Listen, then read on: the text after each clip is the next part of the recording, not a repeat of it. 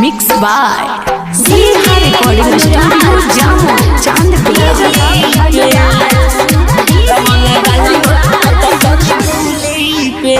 लाल पियर संगे बावे हरी हरका मानी लो बाते अपन रंगे ददिया रखा लाल पियर संगे बावे हरी हरका मानी लो बाते अपन रंगे ददिया रखा कर भरोसा रंग कुली पे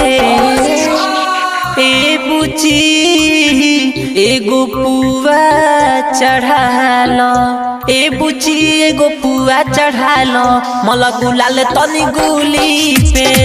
ए बुची एगो पुआ चढ़ालो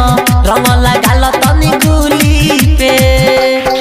लाल पियर संगे बावे हरी हरका मानी लो बाते अपन रंगे ददिया रखा लाल पियर संगे बावे हरी हरका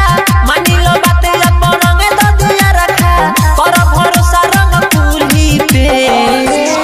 ए बुची एगो पुआ चढ़ालो ए बुची एगो पुआ चढ़ालो मला गुलाल तनी गुली पे ए बुची एगो पुआ चढ़ालो रंग लगालो तनी गुली पे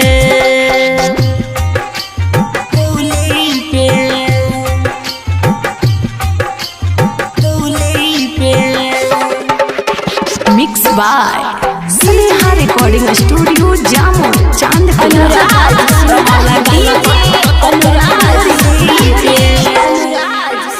तारा रा बोला चोली धीरे धीरे खोला तारा रा बोला चोली धीरे धीरे खोला रंग ठीक से रगड़ला हो कहतानी जवन कलो नाम बाबाजी के धल पिचकारी तू पकड़ला हो मानी लो बात गोरी लागी न पाला रह तू चुप जनी कर हो हाला मानी लो बात गोरी लागी न पाला रह तू चुप जनी कर हो हाला मैं खुद चढ़त कोनो सूली पे ए बुची एगो पुआ चढ़ालो ए बुची एगो पुआ चढ़ालो मला गुलाल तनी गुली पे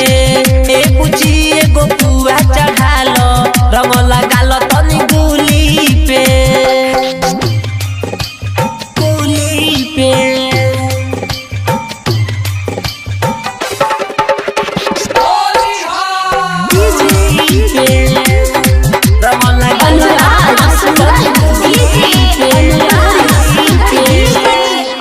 तनी घुमटा उठावा दोनों गाले रंगा बाबा तनी घुमटा उठावा दोनों गाले रंगा बाबा मुंह ठीक से तू नी रखे द बहे फगुनी बेयार बैठ रह नहीं खाड़े रंग जागा हाथ छिड़के द सुजित सुदर संपला मुआरी देश हो कहेला जो बना मारता बड़ी बेस हो सुजित सुदर संपला मुआरी देश हो कहेला जो बना मारता बड़ी बेस हो दन ध्यान तू मूली पे ए बुची एगो पुआ चढ़ालो ए बुची एगो पुआ चढ़ालो मला गुलाल तनी गुली पे ए बुची एगो पुआ चढ़ालो रंग लगालो तनी गुली पे